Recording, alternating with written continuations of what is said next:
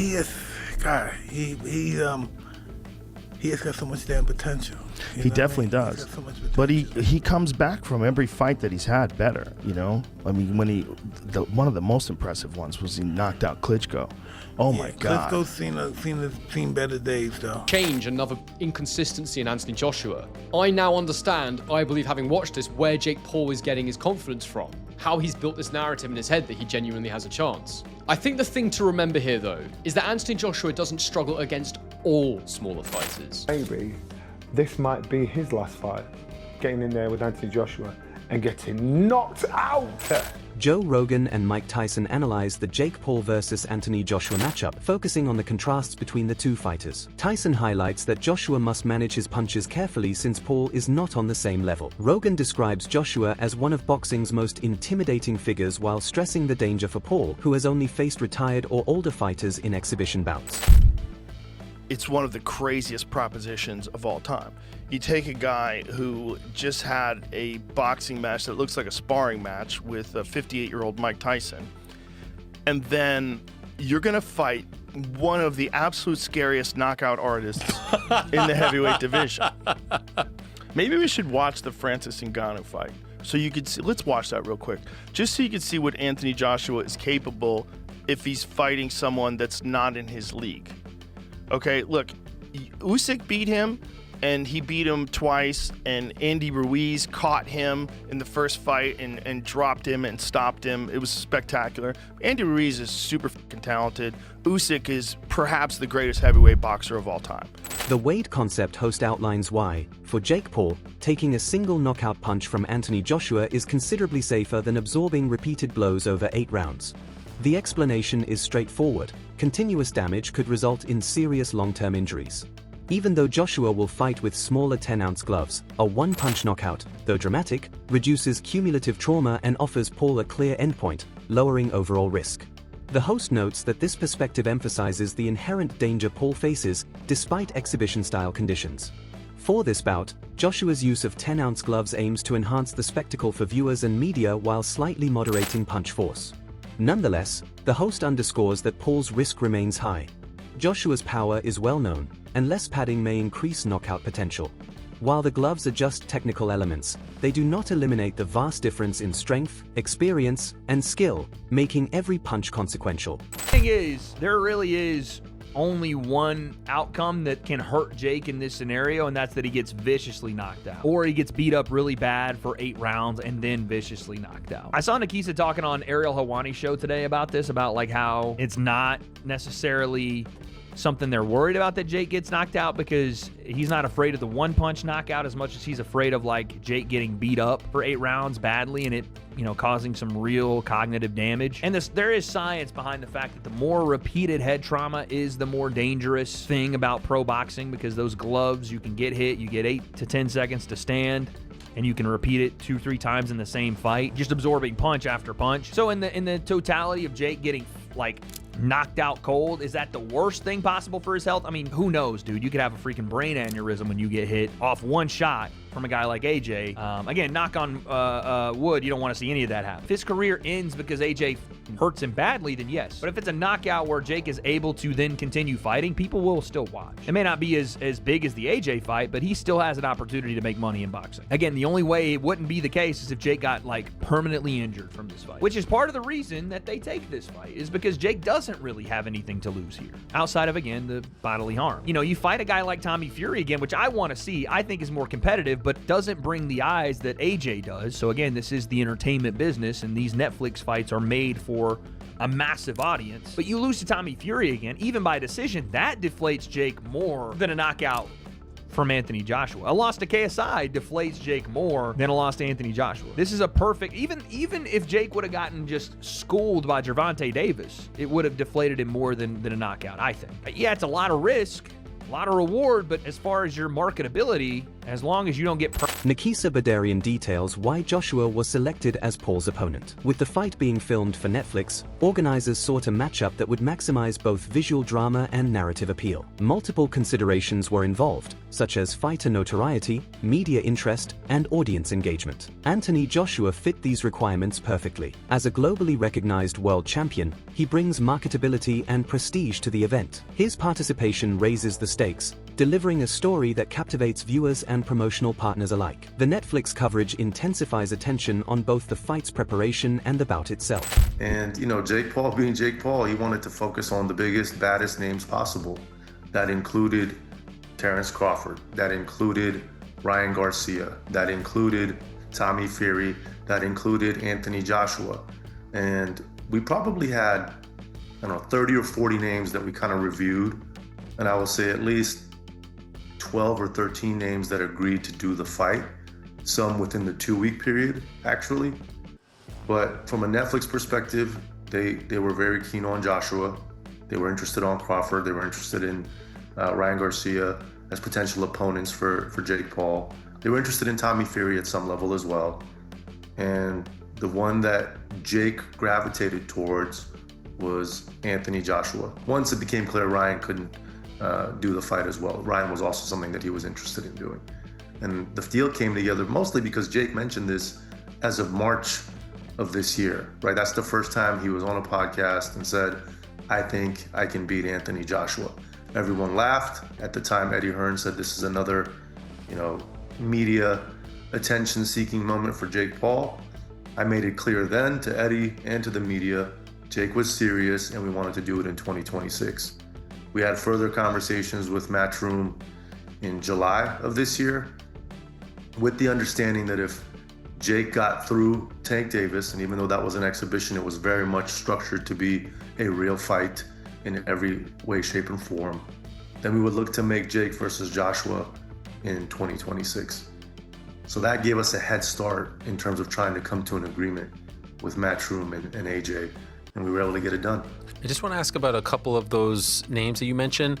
Garcia's interesting because a day or so later, Oscar De La Hoya said he's a DAZN fighter, this ain't happening, and of course we know there's no bigger DAZN name. Ryan Garcia speaks on the potential life-altering consequences for Jake Paul if he is defeated. He warns that Joshua's strength should not be underestimated, and a loss could impact Paul both physically and reputationally, shaping his career path. The bout represents a transformative experience, underlining the significant challenge Paul faces.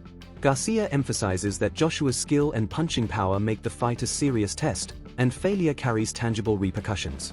Rigorous training, meticulous preparation, and situational awareness are vital for Paul to manage the risks posed by Joshua in the ring. I think that this has been a misstep from Jake. I think he wanted to make his partners at Netflix a little too happy, and he's gonna walk into it. But look it, he loses to AJ. Where does he go from here? Who does he fight? You're gonna go back down to 135? The problem is not that he loses to AJ. The problem is the way he's gonna lose to AJ might be life changing. Right. So that's the real issue. It could be life changing in many ways, right? Physically. Yeah. See what he did in Nagano? It's like.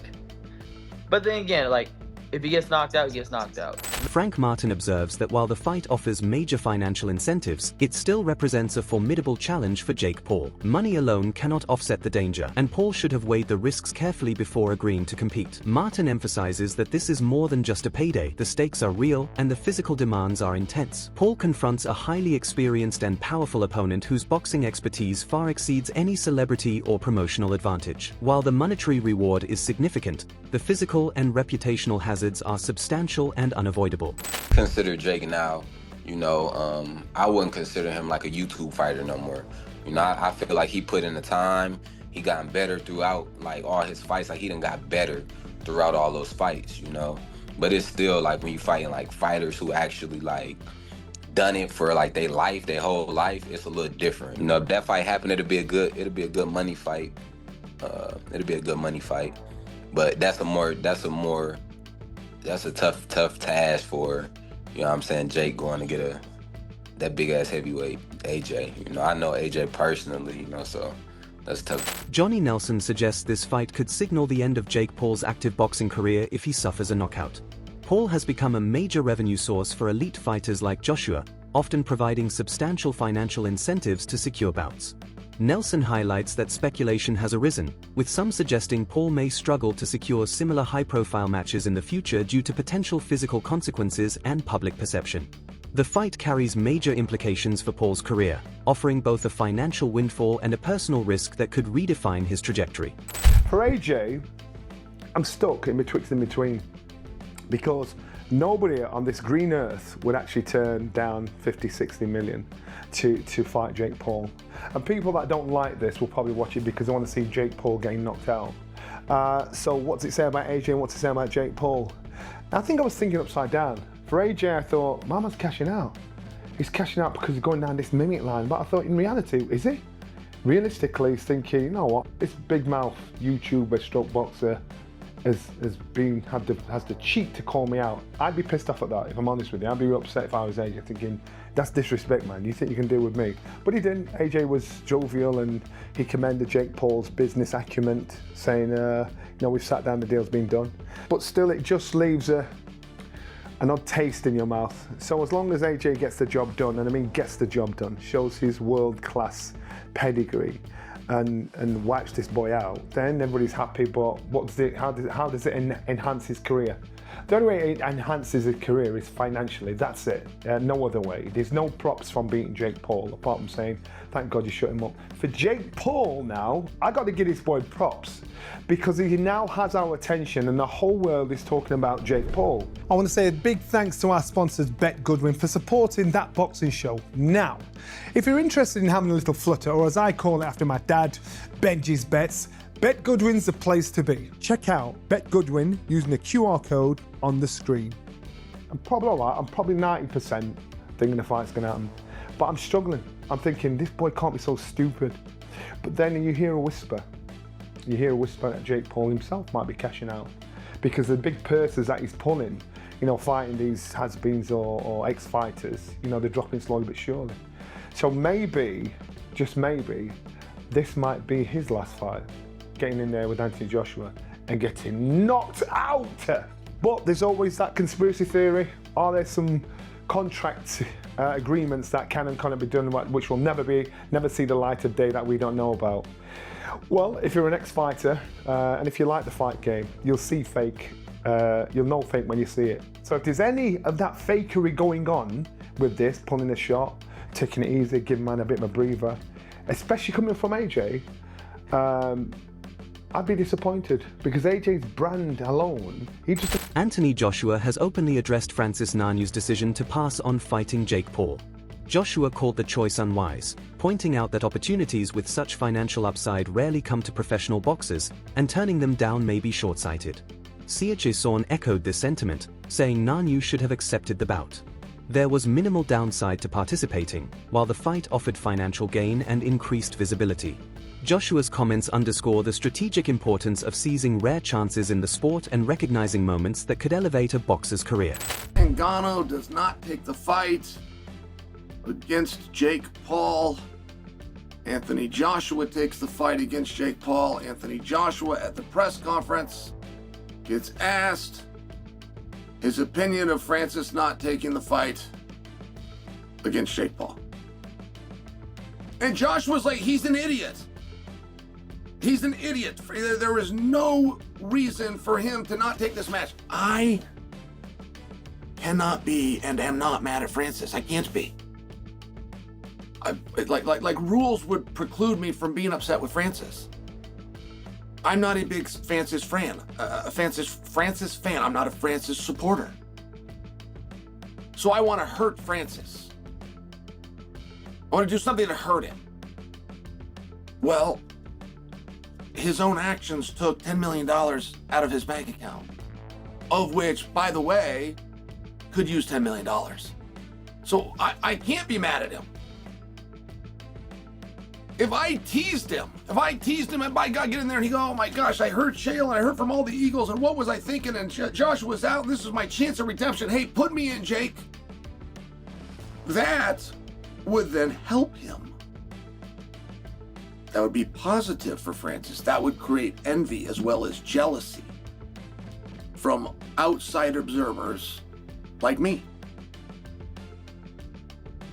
But I will tell you, trying to break down and understand how we got to this conclusion is mind-boggling. You ever met a writer? Your whole life, have you ever met a writer? Maybe went to college for it and they're a writer. Do you want to know the hardest thing in the world that person's going to have to do to make money?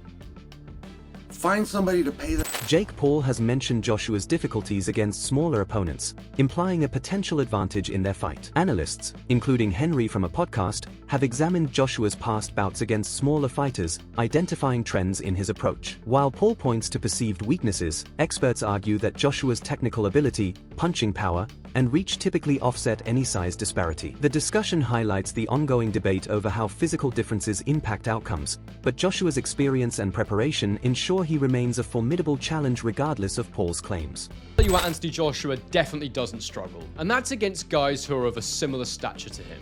When he won his first world title against Charles Martin, he was a taller heavyweight, not taller than AJ necessarily, but a heavyweight of taller stature, and he got that one with a very simple knockout. It was one of the easiest fights of Anthony Joshua's career. He had a war against Vladimir Klitschko, but again, he was highly competitive and eventually managed to get Klitschko out of there. In the Kubrat-Pulev fight, while it was a mixed performance, he did end up producing one of his best knockouts.